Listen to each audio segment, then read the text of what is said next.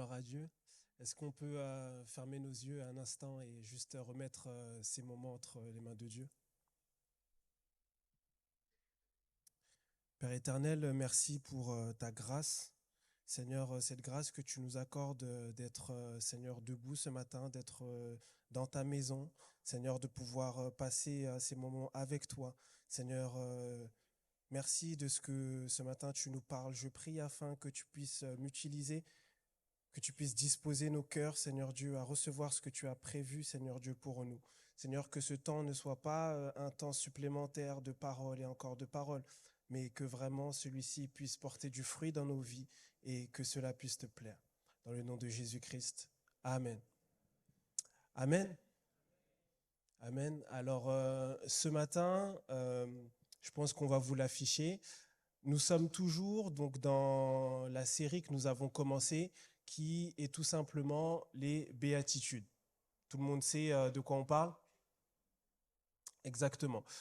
C'est donc les béatitudes et le titre de mon message ce matin, il est simple, c'est le monde à l'envers. Le monde à l'envers, le monde complètement à l'envers. Pourquoi le monde à l'envers? Parce que voyez-vous, lorsque Jésus a présenté finalement les béatitudes à ses disciples, aux personnes auxquelles il était en train de parler, eh bien, il leur a présenté quelque chose de complètement bizarre. Il leur a présenté quelque chose qui n'avait rien de normal, rien de commun, quelque chose qui était à contre-courant de ce qui se passait et de ce qui se faisait dans la société dans laquelle ils vivaient. Il leur a présenté, c'est comme s'il leur présentait finalement un monde parallèle dans lequel, eh bien, tout était renversé. Voyez-vous, le royaume de Dieu, c'est un royaume dans lequel, eh bien, tout est à l'envers. C'est un royaume dans lequel, lorsque je veux recevoir, eh bien, je dois être prêt à donner. C'est un royaume dans lequel, lorsque je veux être le plus grand, eh bien, il faut que je sois le plus petit.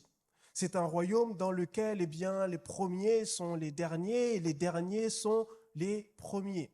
Donc finalement, c'est un monde à l'envers. Et ce matin, nous allons voir le verset numéro 7 et le verset numéro 8, qui sont Matthieu 5, verset 7, qui est « Heureux les miséricordieux, car ils obtiendront miséricorde. » Heureux les miséricordieux, car ils obtiendront miséricorde. La miséricorde, qu'est-ce que c'est? Ici, on a quelques mots. Vous voyez, la miséricorde, c'est lorsque l'on sait faire preuve, eh bien, de compassion ou de pardon envers une personne. Surtout une personne qui finalement ne le mérite pas. Vous voyez, des personnes auxquelles on n'a pas vraiment envie d'avoir compassion pour eux, des personnes peut-être qui nous ont fait du mal ou qui nous ont causé du tort, eh bien, lorsqu'on sait faire preuve de compassion et de pardon, c'est là où on parle de miséricorde. La miséricorde, c'est également lorsque l'on sait faire preuve, c'est la qualité de celui qui sait faire preuve de bienveillance et de générosité face aux personnes qui sont dans la difficulté. C'est à ce moment-là que l'on parle de miséricorde. On peut avancer. Il faut comprendre une chose par rapport à ce que Jésus dit, c'est que la miséricorde est clairement contraire aux valeurs de la société. Comme je le dis souvent, pour bien comprendre un texte, eh bien, il faut en comprendre, il faut en saisir le contexte. Et ici, Jésus s'adresse à des gens qui sont dans une société bien particulière. Il s'adresse à des gens qui vivent dans la civilisation romaine. Et il faut comprendre que dans la société romaine, eh bien, la miséricorde, c'est quelque chose de grave, c'est quelque chose de sale, c'est quelque chose que l'on n'aime pas, c'est quelque chose que l'on ne veut pas avoir. Les philosophes de l'époque, de cette époque-là, appelaient la miséricorde, ils appelaient ça la maladie de l'âme. À cette époque, eh bien, chez les Romains, je pense que vous avez tous vu des films ou des séries ou des documentaires ou ce genre de choses, mais chez les Romains, pour être un homme, un vrai, eh bien, il fallait se montrer sans pitié avec les autres. Il fallait être le plus dur possible. Il fallait être prêt à écraser tout le monde. Et plus j'étais dur, plus j'étais respecté et plus j'avais du pouvoir. Et au contraire, plus j'étais miséricordieux, eh bien, plus j'étais considéré comme faible et plus j'étais rejeté par tout le monde. Et là, Jésus, il s'approche de cette population et il leur dit tout le contraire de ce que la société dit. Il leur dit, mais soyez miséricordieux, car Dieu, lui, vous fera miséricorde. Et certes, nous ne sommes plus à l'époque des Romains, mais encore aujourd'hui, la miséricorde, c'est quelque chose qui est difficile, qui est compliqué, même dans notre société. On est encouragé plutôt à se venger, on est encouragé plutôt à être dur, on est encouragé à piétiner les autres pour avancer. Mais Jésus nous dit également à nous, eh bien, soyez miséricordieux et on vous fera miséricorde également. Une chose qui est importante donc de voir avant même d'aller plus loin, c'est que lorsqu'on parle de miséricorde, souvent, il y a deux termes qui sont confondus. Il y a la grâce d'un côté et il y a la miséricorde de l'autre. Finalement, c'est quoi la différence entre la grâce et la miséricorde?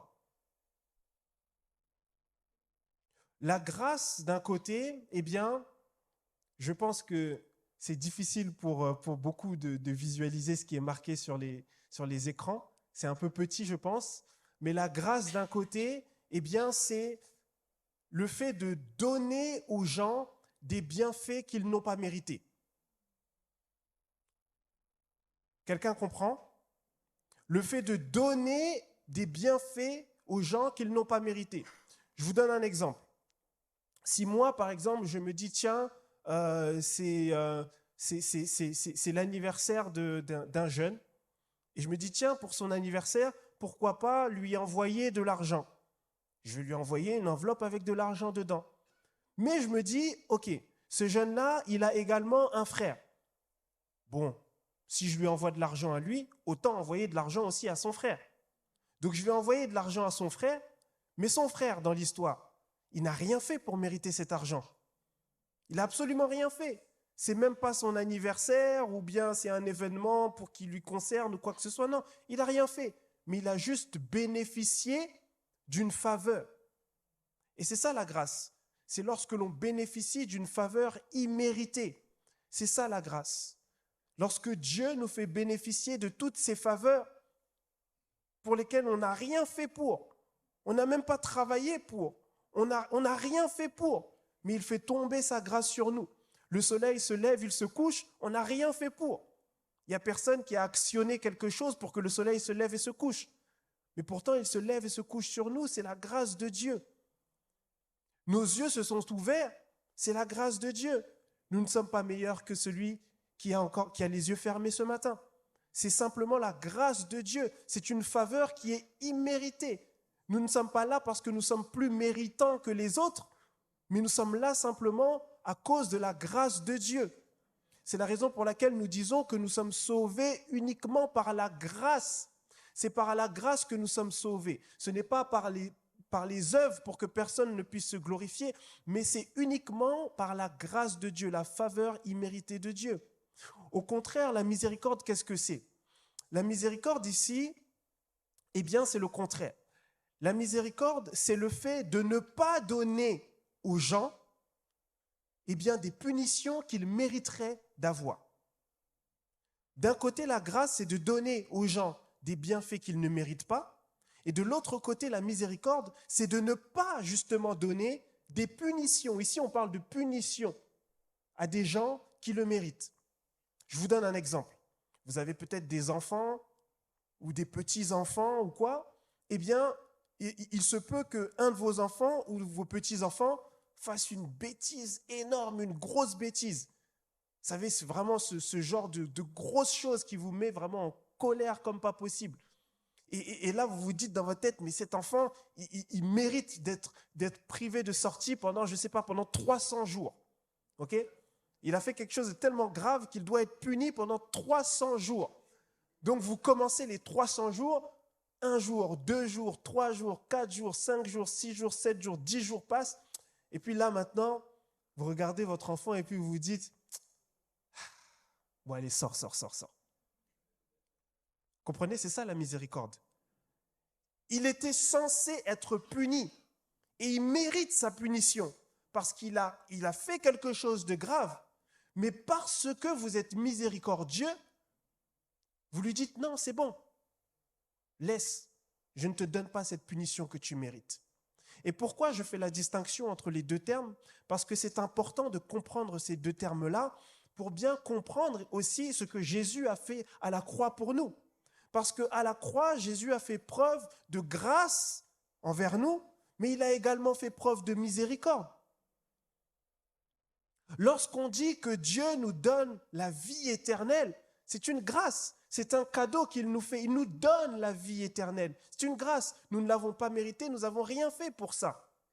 Mais lorsqu'on dit que Dieu nous pardonne nos péchés, eh bien ça, c'est la miséricorde de Dieu. Parce que Dieu est censé nous punir. Il devrait nous punir. Nous sommes comme cet enfant qui avons posé un acte grave. Dieu devrait nous punir. Mais dans sa miséricorde, eh bien lui, il a préféré prendre notre place pour faire les 300 jours à notre place, pour que quelqu'un fasse ces 300 jours-là privés de sortie, mais que nous puissions être libres. C'est ça la miséricorde de Dieu. Et vous voyez, un des exemples bibliques par lequel eh bien, vous pouvez bien comprendre la miséricorde et la grâce et cette différence qu'il y a, eh bien, c'est l'histoire de Joseph. Joseph dans la parole de Dieu. Joseph, c'est ce jeune garçon qui a été trahi par ses frères,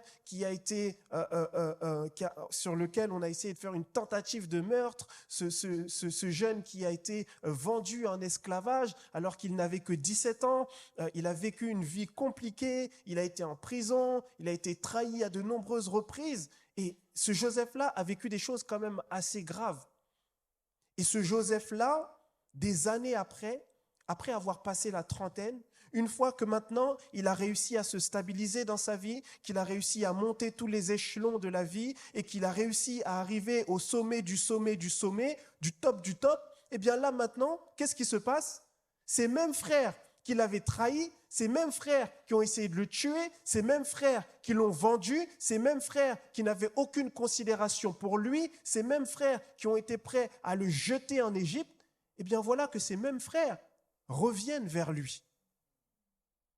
Voilà que ces mêmes frères reviennent vers lui.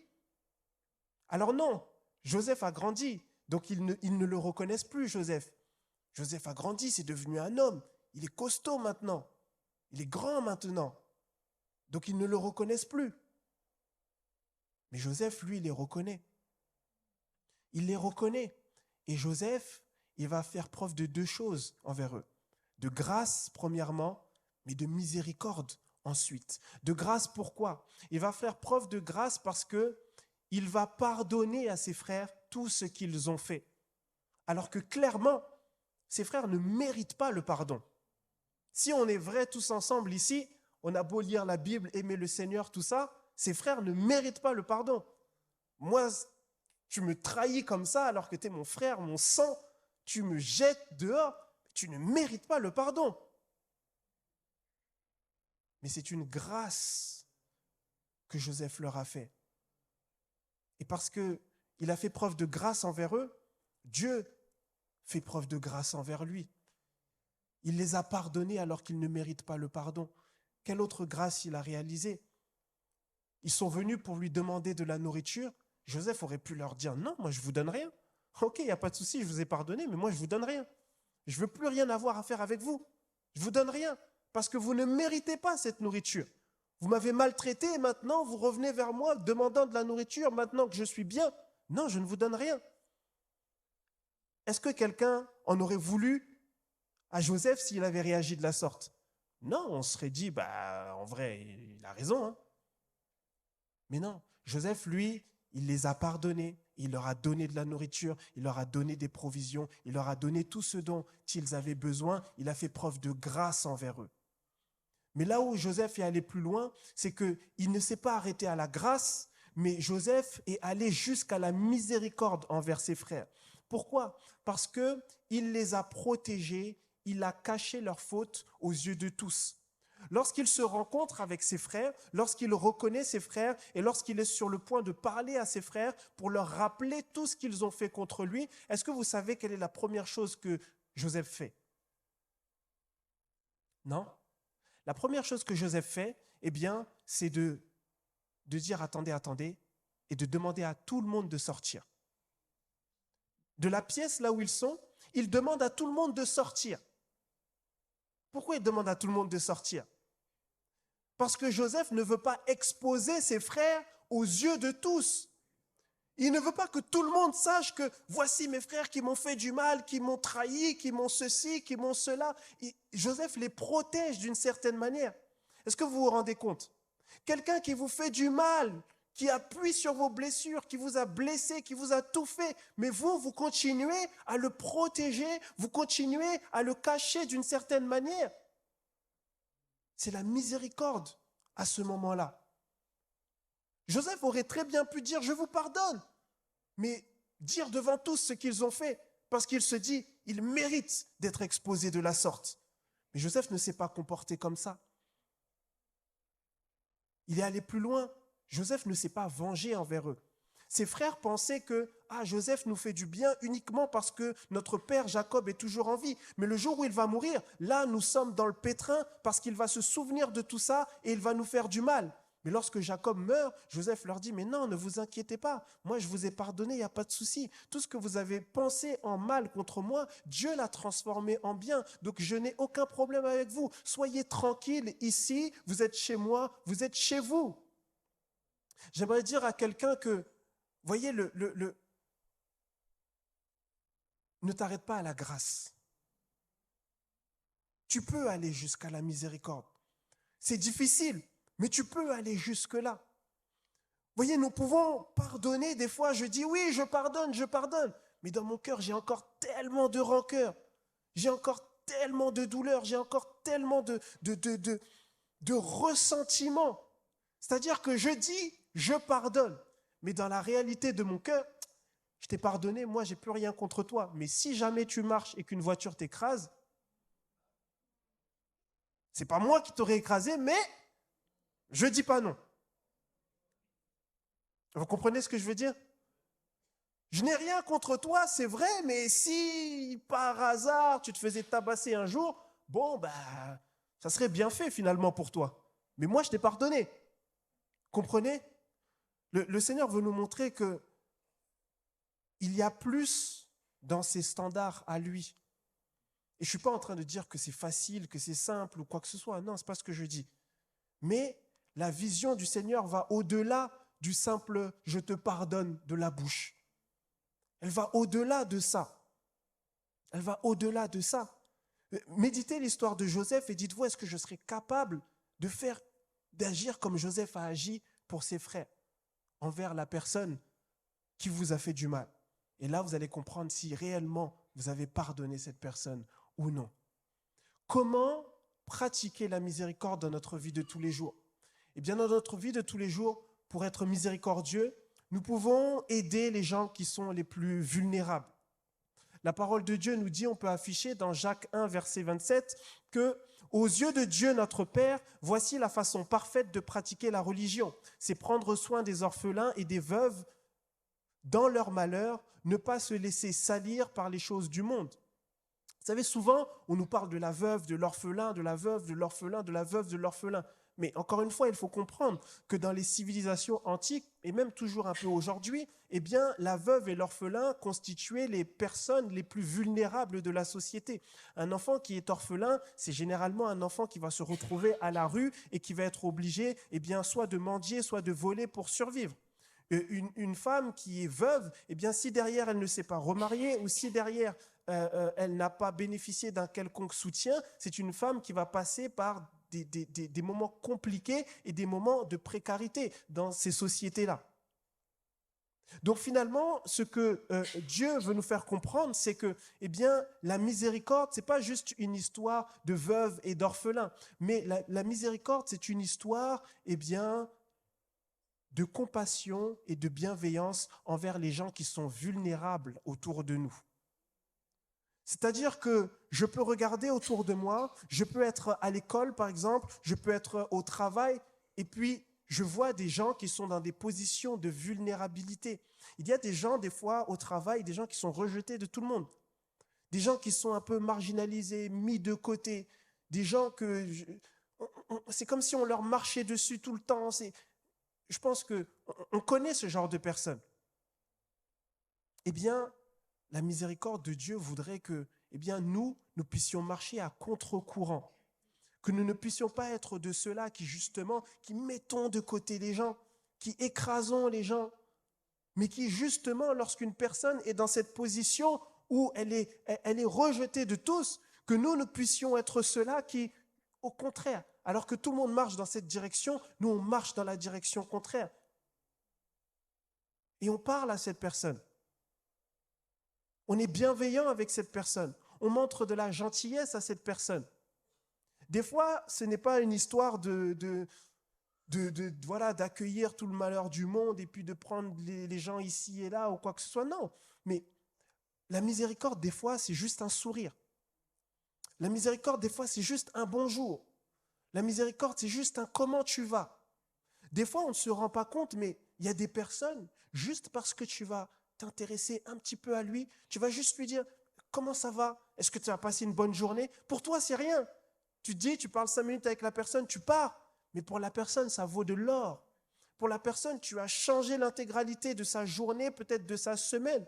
Peut-être que la personne avait des pensées suicidaires, des pensées noires. Mais le simple fait de voir que quelqu'un s'intéresse à moi, quelqu'un me donne de la valeur, eh bien cela va le remettre sur les rails de la vie. C'est ça également la miséricorde.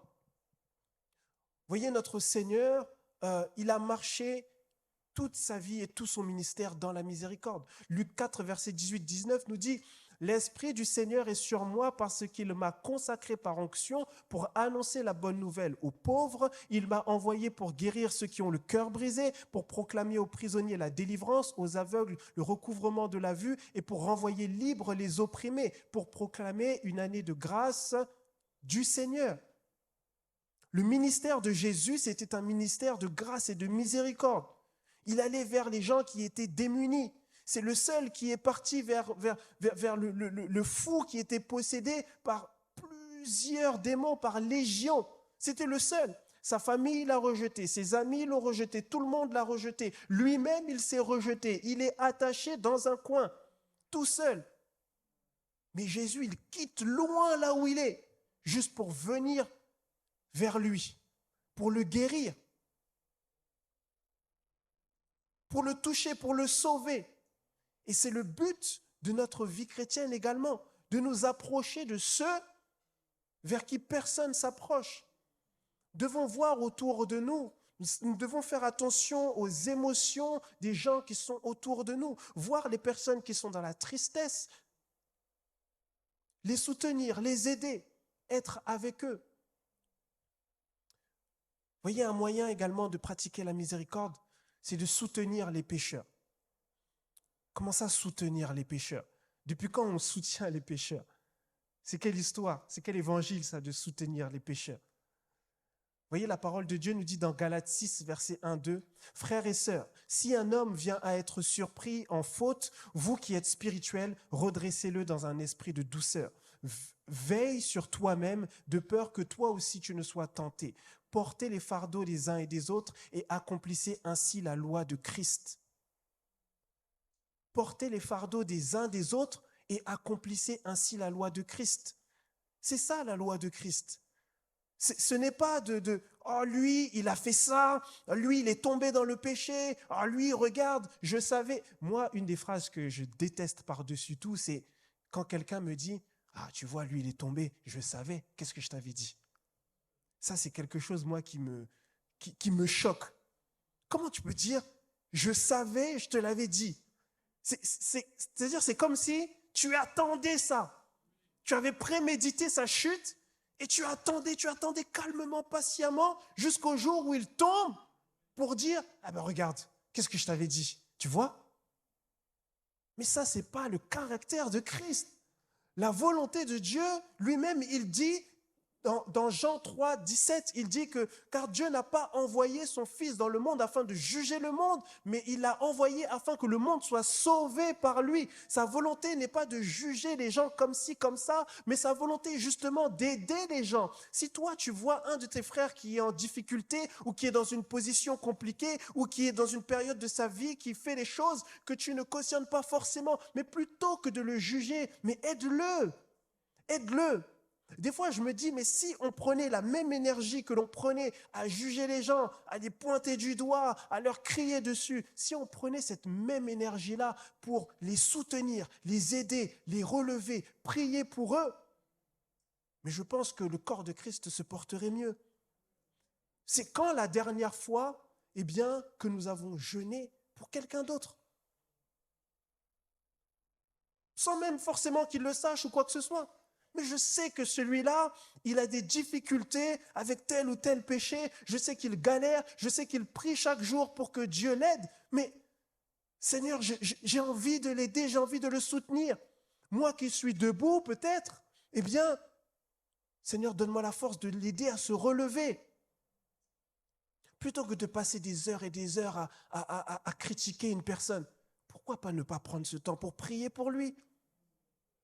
Vous qui êtes debout, prenez garde à ne pas tomber. Parce que de la manière dont tu es en train de le juger, un jour, toi aussi, tu peux faire une erreur et toi aussi, tu peux tomber.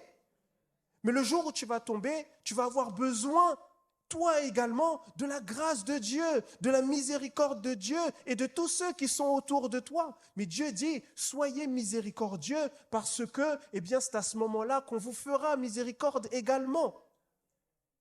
C'est à ce moment-là. Soyez miséricordieux, c'est la volonté de Dieu. Il nous dit ensuite, au verset 8, « Heureux ceux qui ont le cœur pur, car ils verront Dieu. » Heureux ceux qui ont le cœur pur, car ils verront Dieu. Le cœur pur, c'est un cœur qui est simple, un cœur qui est intègre, un cœur qui est soumis à Dieu, un cœur qui n'est pas mélangé. Vous voyez, lorsqu'on parle de pureté, on parle de quelque chose qui n'est pas de l'or pur. C'est lorsqu'on regarde sa composition, c'est de l'or et strictement de l'or. Il n'y a aucun corps étranger dedans. À partir du moment où on a fait rentrer autre chose que de l'or, ce n'est plus pur. À partir du moment où on a pris une substance et on l'a coupée avec quelque chose d'autre, eh bien, ce n'est plus pur. Et là, ici, on nous parle d'un cœur qui est sans mélange, qui est à 100% pour Dieu, qui est totalement fixé vers Dieu.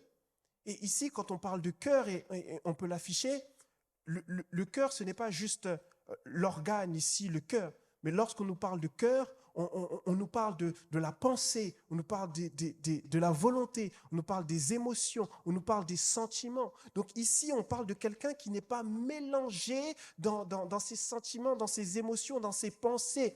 Quelqu'un qui est droit, intègre et concentré, fixé sur le Seigneur, qui a un seul objectif, c'est le Seigneur. Vous voyez, pour avoir un cœur pur, on peut l'afficher, il faut de la sincérité et de l'honnêteté. Il faut avoir une démarche sincère et honnête. Le cœur pur, ce n'est pas nécessairement celui qui est parfait, mais c'est celui qui est sincère et qui est honnête. Est-ce que je peux vous raconter une petite histoire ? Vous savez, moi, lorsque j'étais plus jeune, j'étais champion du monde de frauder le train. OK ? Que Dieu me pardonne. Je pense qu'il a fait preuve de miséricorde envers moi. En tout cas, j'étais champion du monde de ça. Et ça ne me posait aucun problème. Je savais que ce que je faisais était mal, mais ça ne me posait aucun problème. Et lorsque j'ai donné ma vie au Seigneur Jésus, j'étais jeune également, mais je suis toujours jeune d'ailleurs. Je parle comme si j'avais 80 ans. Gloire à Dieu. Lorsque j'ai donné ma vie au Seigneur, en tout cas, j'étais plus jeune que ça.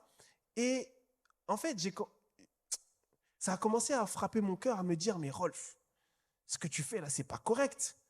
Ça a commencé à me dire, mais tu fraudes le train comme ça, tu sais que... Je me disais, bon, ok.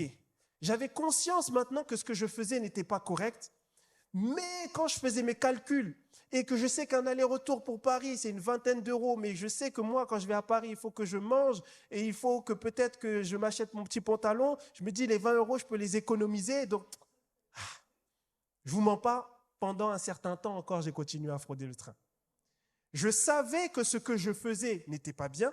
Je savais que Dieu n'était pas en accord avec moi, mais malgré tout, je faisais. Je le faisais, hein. Je savais très bien ce que je faisais, en mon âme et conscience, mais je le faisais. Et ce qui a été un déclic pour moi, c'est un jour où je me suis mis dans le train, tranquillement, comme d'habitude, en position de fraudeur. Vous connaissez la position du fraudeur? La position du fraudeur, c'est celui-là qui est comme ça, qui guette tout le temps. Vous voyez?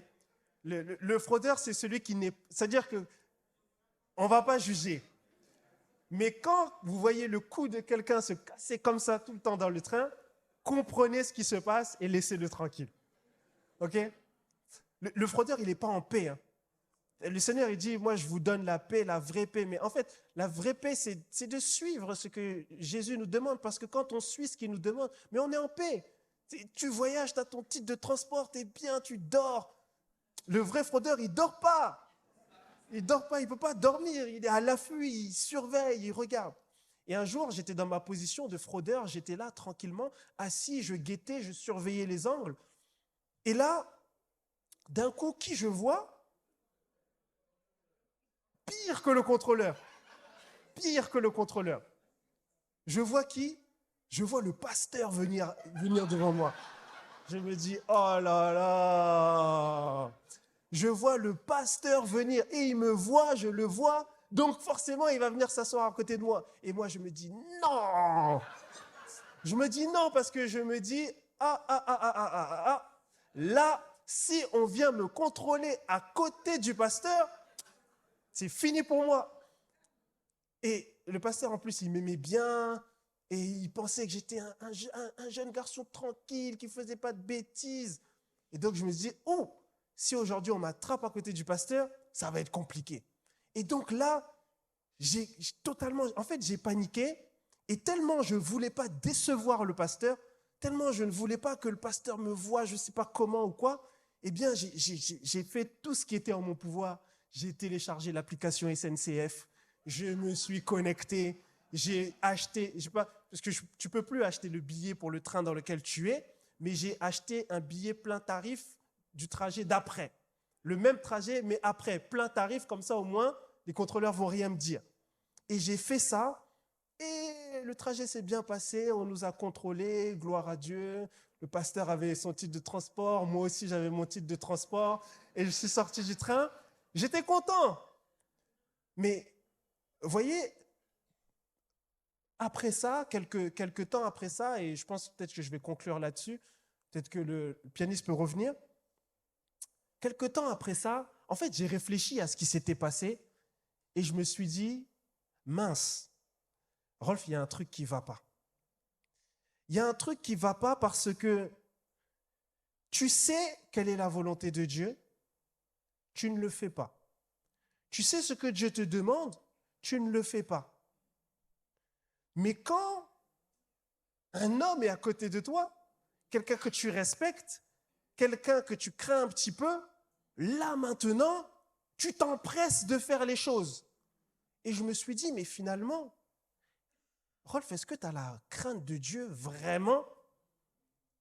Ou est-ce que en fait, tu as juste la crainte des hommes? Ou est-ce que en fait, tu as juste la crainte de l'Église? Tu as juste la crainte de la religion? Et je me suis rendu compte qu'en vérité, je n'étais pas sincère et honnête dans mon cœur. Je me suis rendu compte que je craignais plus les hommes que je ne craignais Dieu lui-même. Parce qu'en vérité, je savais ce que, en vrai, si on est honnête avec nous-mêmes, on sait ce que Dieu nous demande de faire. On sait ce que Dieu nous demande de faire. Mais on est juste malhonnête avec nous-mêmes. On sait ce que Dieu nous demande de faire. Et là, je me suis dit, non, Seigneur, je ne peux pas vivre comme ça.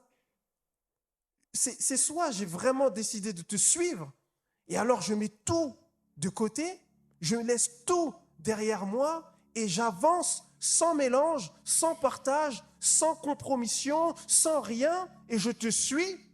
Ou alors j'arrête de faire semblant et je laisse tomber. Et je retourne dans ma vie et puis c'est tout. Et je me suis dit, mais Seigneur, finalement, c'est là où je me suis rendu compte que Seigneur, finalement, j'ai besoin de toi en fait. J'ai besoin de toi. Parce que la volonté était là, mais il me manquait la capacité. Il me manquait la capacité. Et je dis ça pour moi et on rigole et peut-être que l'exemple du train ne parle pas à tout le monde parce qu'il n'y a pas besoin d'être chrétien, franchement, pour ne pas frauder le train. Je pense qu'il y a beaucoup de gens qui sont dans le monde, qui sont juste intègres et qui n'ont pas besoin d'une révélation ou quoi que ce soit pour se dire « je ne fraude pas le train ». Mais je pense que tous, autant qu'on est, eh bien, des fois dans notre vie, on a une certaine forme d'hypocrisie. On a une certaine forme de quelque chose qui n'est pas sincère. Je pense que tous, autant qu'on est, on a ce petit côté où on a plus la crainte des hommes, la crainte de l'Église, la crainte de je ne sais pas qui, que la crainte de Dieu. Pose-toi la question réellement. Si le pasteur ou quelqu'un d'autre de l'Église que tu crains réellement était avec toi au quotidien, est-ce que tu vivrais comme tu vis aujourd'hui? Si le pasteur était avec toi, chez toi, tous les jours, est-ce que tu parlerais à ta femme comme tu lui parles? Est-ce que tu te comporterais avec tes enfants tel que tu te comportes là? Est-ce que tu ferais tout ce que tu fais? Pose-toi la question. Pose-toi la question et prends des résolutions dans ton cœur. Prends des résolutions dans ton cœur. Voyez, Dieu ne nous demande pas d'y arriver tout seul. Il ne nous demande pas d'y arriver tout seul. Il nous a fait des promesses. Dans Ézéchiel, il nous a dit « Je vous donnerai un cœur nouveau ». Même si aujourd'hui ton cœur, tu as le sentiment qu'il n'est pas pur, qu'il est partagé, qu'il est mélangé, qu'il n'est pas honnête, qu'il n'est pas sincère. Le Seigneur a dit « Je vous donnerai un cœur nouveau ». Je retirerai votre cœur de pierre et je vous donnerai un cœur de chair. Moi-même, je vous apprendrai à respecter mes commandements. Moi-même. Le Seigneur ne nous demande pas de faire des techniques et des techniques et des techniques et des techniques pour apprendre à laisser tomber le péché ou je ne sais pas quoi. Il dit, demeurez en moi et vous porterez beaucoup de fruits. Demeurez en moi. Tout ce qu'il nous demande, c'est de demeurer en lui. C'est tout ce qu'il nous demande. Vous n'êtes pas seul. Dieu a tout accompli. C'est lui qui a accompli le salut. C'est lui qui fait le reste, c'est lui qui fait tout. C'est pour ça qu'il dit qu'à la fin, celui qui est sauvé, mais il l'est uniquement par la grâce parce que c'est lui qui fait tout. L'homme a sa part à jouer, bien sûr, mais c'est Dieu qui fait le gros du travail. C'est lui qui fait le gros du travail. Et aujourd'hui, nous sommes le dimanche de Pentecôte, n'est-ce pas? Et à la Pentecôte, vous savez ce qui s'est passé? On ne va pas rentrer dans 10 000 explications, je pense que tout le monde connaît. Mais la seule chose que je vais dire, c'est que à la Pentecôte, Dieu a donné la capacité à ceux qui avaient la volonté. Dieu a donné la capacité à ceux qui avaient la volonté. Et c'est ce que fait l'Esprit de Dieu. Il donne la capacité à ceux qui ont la volonté. Peut-être qu'aujourd'hui, tu mènes une vie chrétienne où tout ne fonctionne pas. Mais si tu as la volonté, Dieu va te donner la capacité. Si tu n'as pas la volonté, Dieu ne peut rien faire pour toi. Mais si tu as la volonté, Dieu va te donner la capacité. Est-ce qu'on peut se tenir debout, s'il vous plaît?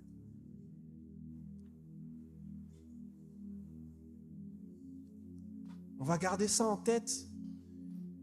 Dieu donne la capacité à ceux qui ont la volonté. La marche chrétienne, ce n'est pas facile. Suivre Jésus, ce n'est pas facile. Être miséricordieux, ce n'est pas facile. Avoir le cœur pur, c'est encore moins facile, c'est impossible. Mais Dieu ne nous demande pas de faire les choses par nous-mêmes. Il nous dit, si tu as la volonté, je te donnerai la capacité. Moi, une des chansons que je pense j'apprécie le plus, c'est, je ne sais pas si vous connaissez Be Right. il y a peut-être 5 ans ou quoi, il a fait une chanson qu'il appelle « Remplis-moi ». Celui qui ne connaît pas cette chanson, vraiment qu'il l'écoute. « Be Right, remplis-moi ». Et il a interprété une fois cette chanson en live et il dit la chose suivante qui m'a profondément touché quand je l'ai écouté. Il dit, mais finalement, lorsque le Seigneur Jésus nous a envoyé son esprit, eh bien, il a coupé court à tous les sujets de prière. Parce que maintenant, tous les sujets de prière, ils se résument seulement en une seule prière, qui est, Seigneur, remplis-moi. Remplis-moi de toi. Peu importe ce que tu n'arrives pas à faire dans ta vie chrétienne aujourd'hui, dans ta marche avec le Seigneur, dans ta marche avec les gens autour de toi, dans ta marche avec ta famille, dans ta marche avec tes amis, dis à Dieu, remplis-moi de toi. Remplis-moi de toi. Parce que seul, je n'y arriverai pas. Mais avec toi, cela va fonctionner. Est-ce qu'on peut élever notre voix et juste dire, Seigneur, remplis-moi ce matin. J'ai besoin de toi. J'ai besoin de toi. Père éternel, nous avons besoin de toi. Seigneur, je ne sais pas ce que les uns et les autres traversent. Je ne connais pas la vie des uns et des autres. Je ne connais pas les difficultés. Je ne connais pas les galères. Je ne sais pas, Seigneur mon Dieu, quels sont les sacrifices que tu leur demandes, Seigneur. Mais Seigneur, ce que je sais, c'est que tu ne nous demandes pas de faire les choses seuls. Seigneur, toi, tu nous demandes d'espérer en toi. Tu nous demandes de demeurer en toi. Tu nous dis, Seigneur, que toi-même, Seigneur, tu vas nous faire porter du fruit. Tu dis que toi-même, tu vas changer notre cœur de pierre en cœur de chair. Tu dis que toi-même, Seigneur, tu vas nous conduire par ton esprit. Tu dis que toi-même, tu vas manifester le fruit de l'esprit à l'intérieur de nous. Alors je prie ce matin, Seigneur, pour ton Église. Je prie afin que ton Saint-Esprit descende. Je prie afin que tu puisses nous remplir tous autant que nous sommes. Je prie, Seigneur mon Dieu, afin que nous puissions sortir d'ici remplis de ton Saint-Esprit. Remplis de ton Saint-Esprit. Seigneur, que ce qui était impossible devienne possible pour nous. Que ce qui était difficile, Seigneur, devienne accessible pour nous. Non pas parce que nous sommes plus forts que les autres, mais parce que ton Saint-Esprit demeure en nous. Merci, Seigneur. Merci pour ton esprit, que ton nom soit glorifié. Merci Seigneur, merci, merci Seigneur, merci Seigneur, merci Seigneur, dans le nom de Jésus-Christ. Merci de nous avoir suivis. Si tu as apprécié être avec nous, n'oublie pas de liker et de partager sur les réseaux. Nous proposons chaque dimanche 2 célébrations. Viens nous rejoindre, nous serons heureux de t'accueillir. À la Pépinière, tous les âges sont représentés. Viens booster ta foi au contact de ta génération. Besoin d'un rendez-vous? Nos pasteurs se tiennent à ta disposition. N'hésite pas à les contacter. Si tu as des questions sur la foi ou sur la Bible, tu peux en discuter avec notre équipe pastorale. Inscris-toi dès maintenant. Tu peux suivre nos prédications, posts et actualités sur les réseaux. N'oublie pas de visiter notre site internet. Tu veux t'intégrer et nous connaître un peu plus? Télécharge dès maintenant notre application et reste connecté. À bientôt, à la Pépinière.